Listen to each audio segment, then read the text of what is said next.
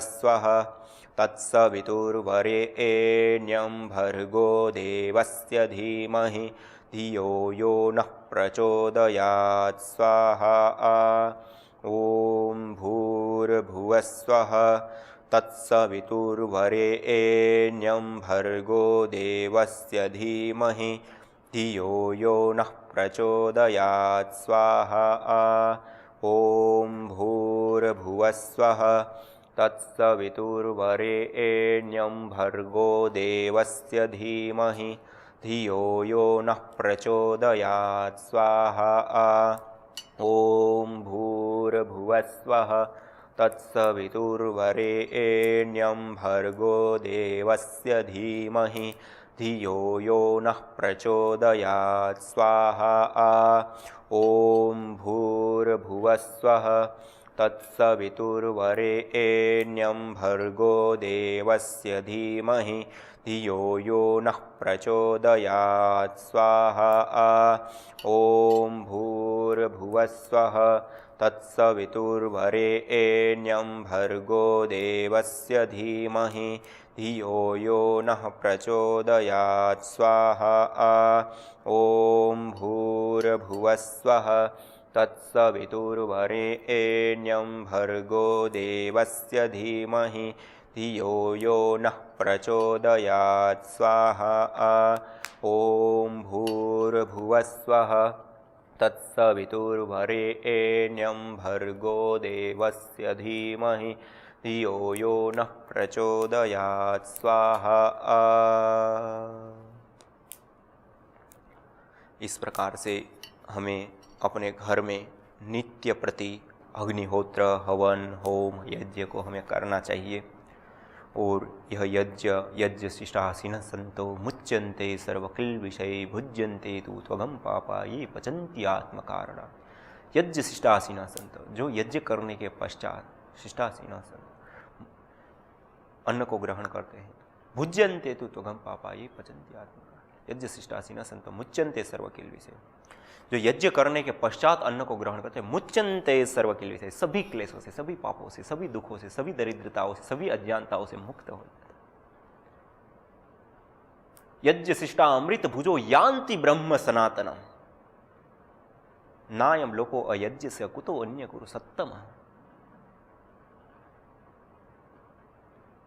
यज्ञ करने वाला सनातन ब्रह्म को प्राप्त कर लेता है, और यज्ञ ना करने वाला नायम लोको अयज्ञ से, जो यज्ञ नहीं करता है उसके लिए यह लोक भी सुख कर नहीं होता है, परलोक तो दूर की बात है। इसी प्रकार से जैसे सुख का हेतु बताया यज्ञ को श्रीमद् भगवद गीता में भगवान श्री कृष्ण जी, यदि हम सुख चाहते, शांति चाहते, ज्ञान चाहते, दिव्यता चाहते, भगवत्ता चाहते हैं, प्रभु शरण चाहते हैं, उदय चाहते हैं। हर कोई व्यक्ति अपने जीवन में सुख चाहता है, सुख के लिए ही तो सुबह से शाम तक लगा रहता है। हर कोई कुछ भी कार्य करता है, उस कार्य में प्रवृत्त होने के पहले उसमें देखता है मेरा हित हो रहा है, अहित हो रहा है, मेरे को सुख मिल रहा है या दुख मिलेगा उसके परिणाम में। सुख दुख को देख करके जहां सुख देखता है वहां प्रवृत्त होता है, और जहां दुख देखता है वहां से निवृत्त होता है व्यक्ति। मतलब सुबह से शाम तक की जो मनुष्य की प्रकृति है या मनुष्य की जो मूल मांग है वह है नित्य सुख, शाश्वत सुख। उसके लिए वो सुबह से शाम तक जो कुछ भी, सुबह से शाम तक या रात्र को सोना भी, स्वप्न देखना भी, हर कोई क्रिया, हर कोई कार्य वो इसलिए करता है कि उसको सुख मिल जाए। और वास्तव में क्या हम सुबह से शाम तक जो कार्य करते हैं उसका परिणाम में क्या हमें सुख ही मिलता है या परिणाम में दुख भी मिलता है? हम यदि विचार करें तो हमें साथ में जो सुख की इच्छा को लेकर के हम प्रवृत्त तो होते हैं, लेकिन दुखों को भी साथ में पाते हैं। क्यों? क्योंकि हमने पूरी तरह से दीर्घ दृष्टि से, शास्त्रोक्त विधि से हमने उसको नहीं सोचा है, सही तरीके से हमने नहीं सोचा। उस कारण से हमें दुख भी मिलता है। और हमारे शास्त्रों ने हमें विशेष रूप से अपने जीवन को उज्जवल बनाने के लिए, अपने जीवन में सुख, शांति और समृद्धि को पाने के लिए हेतु बताए हैं। उन हेतुओं का हमें आचरण करना होता है। उसका हम आचरण करेंगे तो निश्चित रूप से हम अपने जीवन में ऊर्ध्वारोहण को या ऊपर की ओर उठेंगे। अपने जीवन में हम सुख को, शांति को, सद्भाव को, ज्ञान को हम प्राप्त करेंगे। और यदि हम उन चीज़ों को नहीं करते हैं तो निश्चित रूप से हमें अज्ञानता, अभाव, दुख, दरिद्रता हमें प्राप्त होगी। इसके लिए अत्यंत आवश्यक जरूरी कार्य है कि हम शास्त्रों की ओर अपनी दृष्टि को घुमाएं, शास्त्रों के उपदेशों को हम सुने। इसलिए शास्त्रों में क्या है कि धर्म क्या है? जो विधि पूर्वक करने योग्य कर्म, अर्थात एक रूप से हम देखें कि जिन कर्मों को करने से, जिन कर्मों को करने से हमारे जीवन में सुख आता है, उन सारे कर्मों को धर्म कहा गया। और जिन कर्मों को करने से हमारे जीवन में दुख आते हैं, उनको अधर्म कहा गया।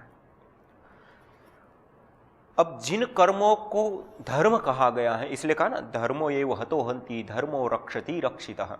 तो धर्म की रक्षा करता है, अर्थात धर्म के अनुसार चलता है, धर्म के अनुसार अपने आचरण को करता है, धर्म के अनुसार सोचता, विचारता और करता है। धर्म एव हतो हन्ति धर्मो रक्षति रक्षितः। जो धर्म के अनुसार चलता है उसका धर्म भी उनकी रक्षा करता है, वो जो चाहता है वो देगा उसको। और धर्म की यदि हानि करेगा, धर्म के अनुसार आचरण नहीं करेगा, धर्म हतो हन्ति, धर्म की हानि करेगा तो धर्म भी उसको मारेगा, अर्थात उसको दुख देगा, कष्ट देगा, पीड़ा देगा। इसलिए हमें अपने जीवन में यदि हम सुख चाहते हैं तो जो धर्म पूर्वक जो कार्य कहे गए, धर्म कहे गए, उसको हमें करना चाहिए।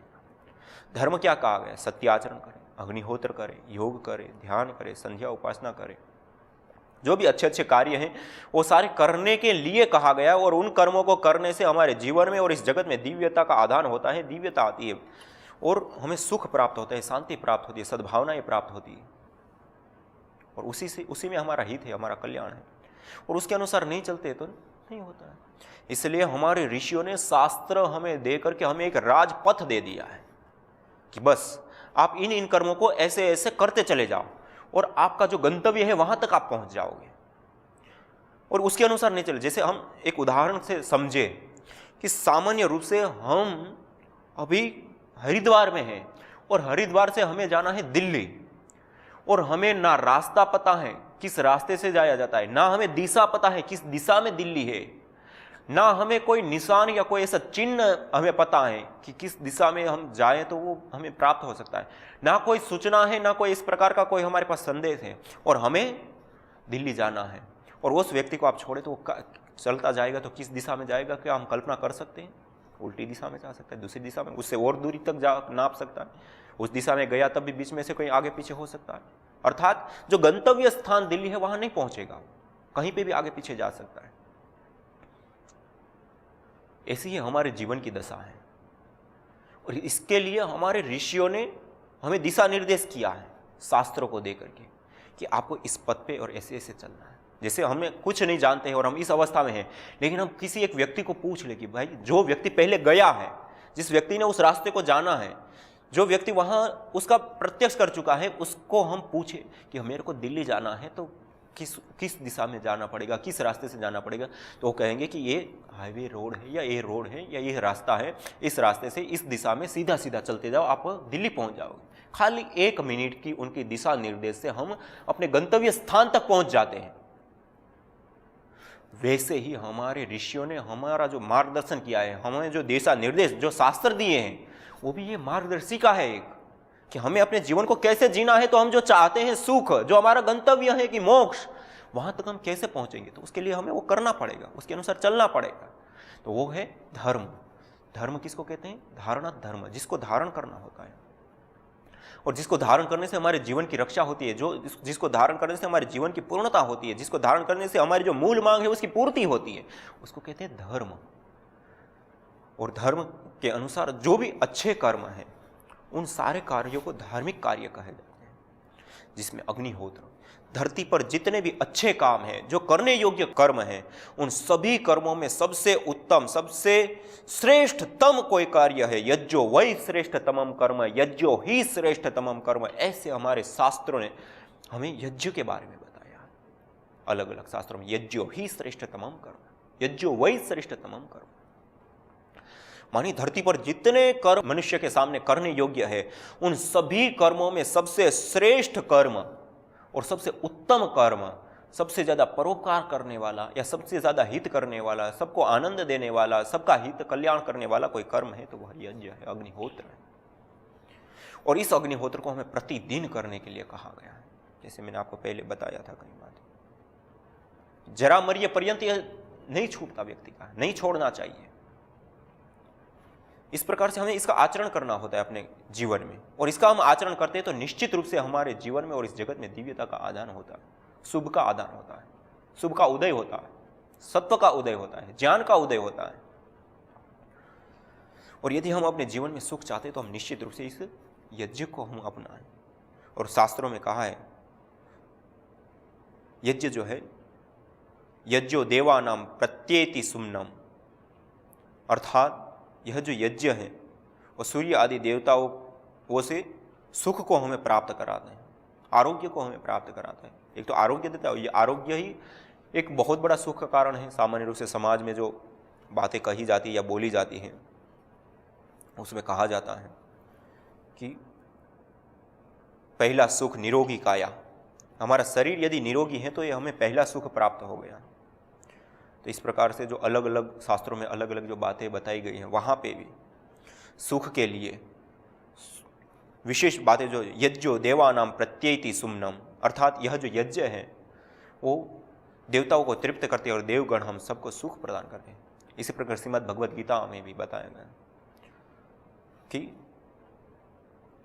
देवान भावयतानेन ते देवा भावयन्तु व परस्परम भावयन्ता श्रेय परम अवाप्स्यत। हमारे पास जो द्रव्य आदि हैं उन द्रव्यों को हम देवताओं को प्रदान करें, देवताओं को दें, और उससे देवगण तृप्त होते, पुष्ट होते हैं, और वह देवगण तृप्त हुए देवगण हमें फिर से वापस उन द्रव्यों को, पदार्थों को उत्तम रीति से प्रदान करते हैं। देवान भावयतानेन ते देवा भावयन्तु व परस्परम भावयन्ता श्रेय परम अवाप्स्यत। उन्होंने हमें दिया, हम उनको दे, और इस प्रकार से परस्परता में बरतते हुए, देते हुए, इसलिए इसको हु दाना दनियो हवन कहते हैं। हवन अर्थात हु दाना दनियो, हम देते हैं और वो हमें कई गुना करके वापस देता है। हमें वापस देता है तो हम वापस उनको देते हैं, फिर वो हमें देता है। हु दाना दनियो, वहीवट, देना और लेना, आपस में दोनों बातें। हमारे पास जो पदार्थ हैं, जो चीज़ें हैं वो हम दें, और जो उनके पास है वो हमें प्राप्त होती है। इस प्रकार से हम ये दोनों जो हमारे जीवन के वहीवट हैं, हु दाना दनियो, देना और लेना, उसको हम अपने जीवन में विशेष रूप से धारण करें। ये है हवन। हवन मानी हु दाना दनियो, यज्ञ, देना और लेना। हम देते हैं तो हम प्राप्त भी करते हैं। इस प्रकार से अर्थात मैं कह रहा था सुख का मूल साधन यज्ञ को माना गया है हमारे शास्त्रों में। माना सुख हम प्राप्त करना चाहते तो हम यज्ञ के साथ जुड़े। कई प्रकारों से हमें सुख प्राप्त होता है। एक तो आरोग्य की प्राप्ति से हमें सुख प्राप्त होता है, निरोगी काया पहला सुख। तो यज्ञ हमें सबसे पहला नैरोग्य काया देने वाला होता है, और बीमारी कोई हो भी गई है तो बीमारी को भी दूर करने वाला होता है। मैं आपके बीच में कई बार पहले उदाहरण रख चुका हूँ, जो परिवार में सैकड़ों ऐसे परिवारों के लोगों से मिला हूँ जो कोई 5 साल, कोई 10 साल, कोई 15 साल, कोई 50-50 सालों से कंटिन्यू प्रतिदिन अपने घर में सुबह शाम अग्निहोत्र करते हैं। और उस अग्निहोत्र को करने से उनके जीवन में, उनके परिवार में ऐसे ऐसे परिवार हैं कि दावे के साथ वो कह रहे हैं कि हम अभी तक एक बार भी कोई दवाई लेने नहीं गए। बच्चों तक की दवाई हमें नहीं लेनी पड़ रही है। इतना दावे के साथ व्यक्ति कब कह सकता है? जब उसका पूरा अनुभव हो, स्वयं का साक्षात हो। और उतना ही नहीं, यज्ञ करने वाले लोगों ने ये भी अपने अनुभव सामने रखे कि यज्ञ को करने से विशेष प्रकार के जो लाभ प्राप्त हुए, उसमें स्वास्थ्य लाभ में जो बीमार व्यक्ति है, उन बीमार व्यक्ति के कमरे में प्रतिदिन यज्ञ करना और जो विशेष जड़ी बूटियां हैं उसकी हवी देना, या उस हवी के बाद थोड़ा सा धूम्र करना, गुग्गुल आदि, जैसे गुग्गल है तो गुग्गल आदि का धूम्र करना, और गुग्गल आदि की आहुति हवी देने से विशेष रूप से उनको उस प्रकार के जो है लाभ प्राप्त होते हैं। तो इस प्रकार से कई सारी जो बातें सामने आई हैं। तो यज्ञ को करने से हमारे स्वास्थ्य में विशेष रूप से हमें लाभ प्राप्त होता है, अर्थात हमारा स्वास्थ्य ठीक हो जाता है।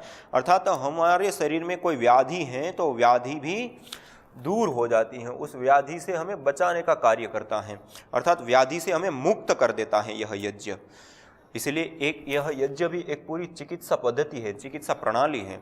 तो ये भी एक अपने आप में एक बहुत बड़ा उपक्रम। इसलिए अथर्ववेद में भी कहा है, मुंचामीत्वा हविषा जीवनायकम अयक्ष्मात् दूरात् राजयक्ष्मात् ग्राहिर्जग्राह यद्येतद्देनम तस्या इंद्राग्नि प्रमुक्तमेनम।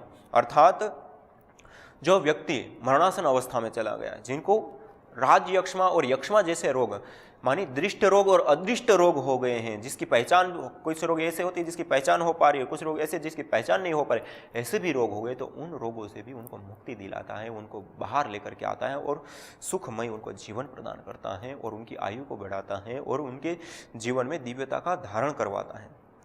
तो आप देखिए, ये जो वेदों के कथन है वह भी हमने साक्षात लोगों के जीवन में देखे कि जो व्यक्ति इतना बीमार है, जो व्यक्ति विशेष रूप से इस प्रकार के रोगों से ग्रसित हैं, उसने जब इसका आचरण किया तो वह व्यक्ति भी उन रोगों से मुक्त हो गया।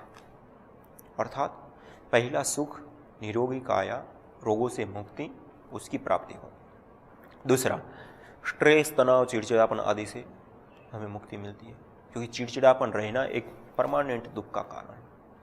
हम जब यज्ञ करते हैं तो जो हवीर द्रव्य आदि, चंदन आदि को हम आहुति देते हैं तो परफ्राल आदि नाम के तत्वों की उत्पत्ति होती है और वह जब श्वास के माध्यम से हम ग्रहण करते हैं तो हमारी ग्रंथियों को विशेष रूप से प्रभावित करते हैं और जो गूढ़ हार्मोन्स होते हैं उन गूढ़ हार्मोन्स को बनाते हैं और वो गूढ़ हार्मोन्स सेकंडों के कुछ हिस्सों में हमारे पूरे शरीर में घुल जाते हैं और हमारे पूरे शरीर को स्वस्थ करने का, निरोग्य करने का कार्य करते हैं और हमारा पूरा शरीर स्वस्थ और निरोगी हो जाता है। इसलिए यह भी अपने आप में एक बहुत विशेष पहलू है। दूसरा, स्थान विशेष से हमें सुखकारी बनाता है। अर्थात जिस स्थान पे हम रहते हैं, जिस घर में हम रहते हैं, जिस एरिया में हम रहते हैं, वहाँ पे बहुत सारे प्रकार के प्रदूषित तत्व होते हैं, बहुत सारी अशुभ शक्तियाँ होती हैं, बहुत सारे प्रकार के द्वंद्व होते हैं, दोष होते हैं। पहली तो वायु की विकृति से बचा करके हमें सुख प्रदान करता है। दूसरा, बैक्टीरिया, वायरस, फंगस आदि को दूर करके हमारे स्वास्थ्य की रक्षा करके हमें सुख प्रदान करता है। तीसरा, जो अशुभ शक्तियाँ, जो भी कही जाए, कोई राक्षस, पिशाच, ये जो भी अलग अलग समाज में अलग अलग रूप में देखा जाता है, तो वह भी अलग अलग प्रकार से जो अलग अलग शक्तियाँ देखी जाती हैं, वह शक्तियाँ हो ना हो एक अलग बात है, लेकिन समाज में ऐसी मान्यताएं हैं और लोग उससे पीड़ित रहते हैं और दुखी होते रहते हैं। उससे भी यदि हमें बचना है या उससे भी हमें मुक्ति पानी है तो उसके लिए भी सबसे उत्तम सरलतम साधन है यज्ञ।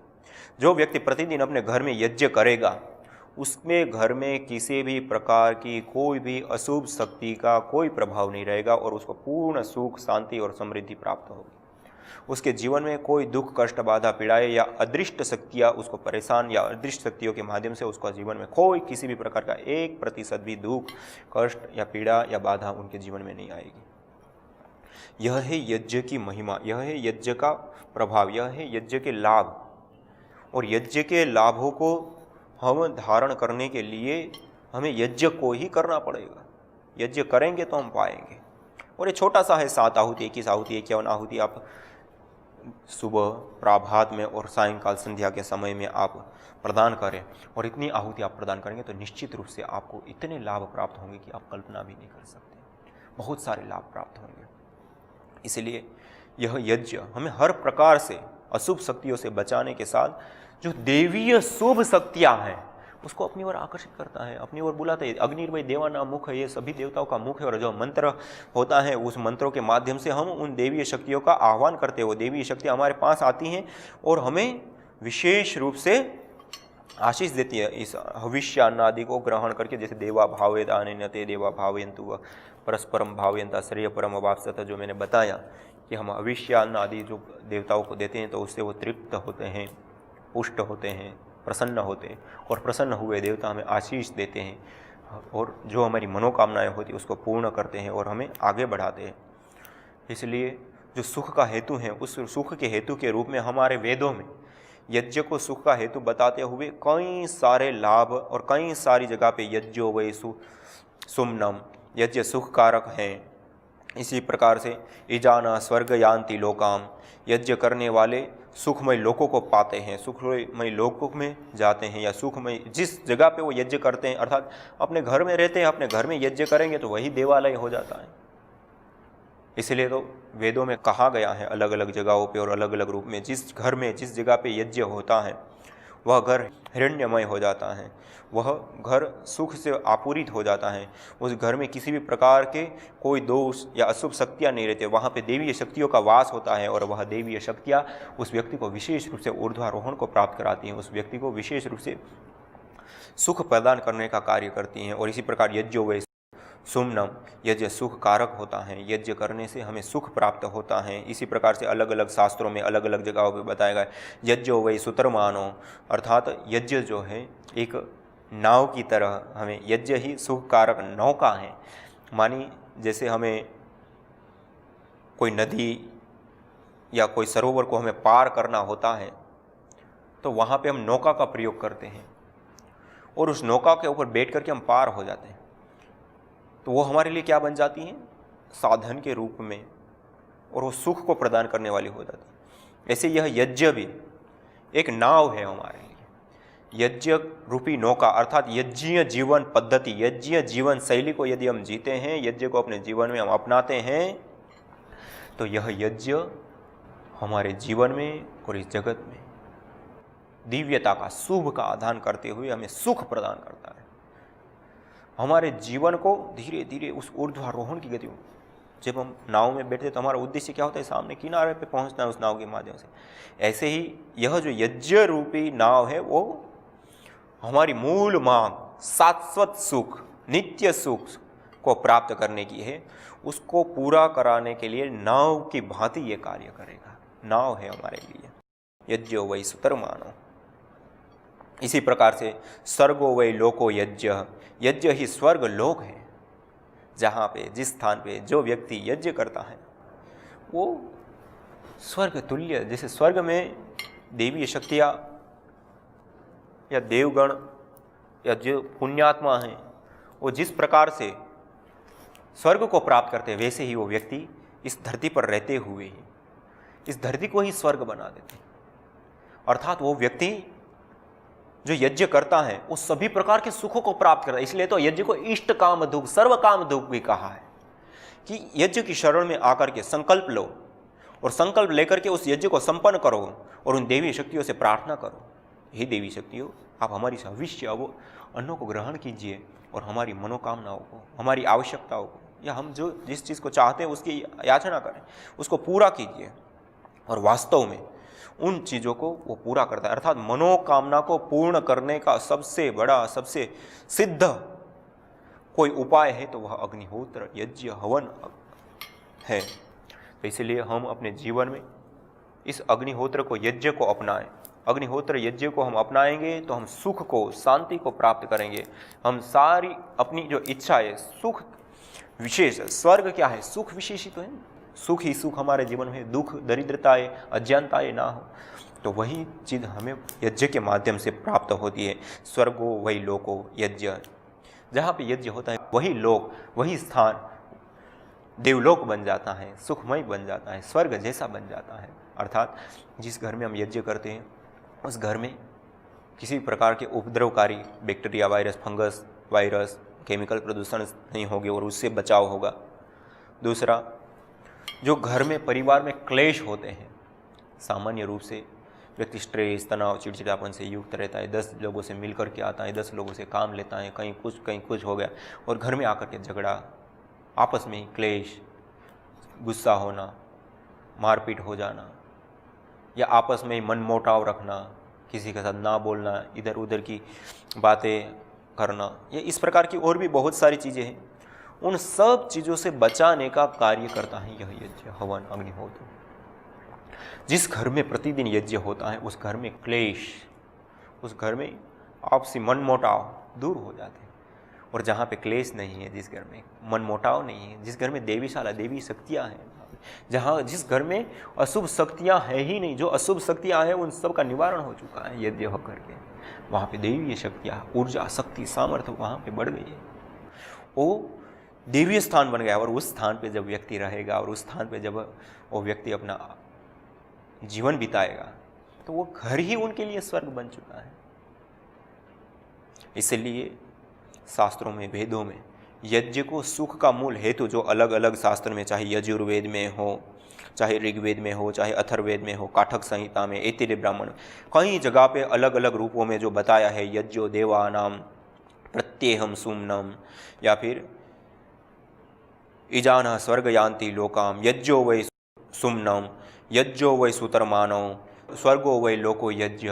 इस प्रकार से कई सारी जगहों पे एक ही वेद में कई बातें बताई गई कि हमारे लिए सुखकारी है, सुखकारी है, सुखकारी है, सुख देने वाला है। तो हम अपने घर में इस यज्ञ को अवश्य अपनाएं और जो हमारी मूल मांग शाश्वत सुख, नित्य सुख है, उसको हम पूरा कर सकते हैं। भौतिक सुख भी हमें मिलते हैं, दृष्ट लाभ और अदृष्ट लाभ दोनों प्रकार के लाभ मिलते हैं।